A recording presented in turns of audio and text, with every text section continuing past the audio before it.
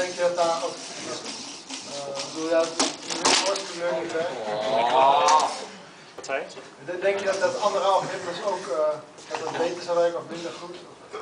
Waarom heb je gekozen voor reinforcement? Dat hangt erg sterk van je doel af.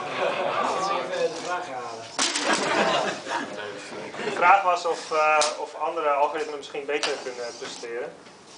Dat hangt sterk van je doel af wat je nastreeft met zo'n systeem. Wij streven na dat we de taak en het doel kunnen definiëren en niet de oplossing. En daar is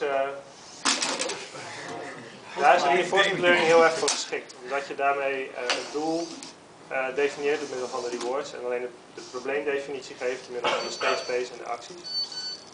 En daarbinnen zijn weer zoveel oplossingsmethoden dat je nog ruimte genoeg overhoudt om daarmee te spelen.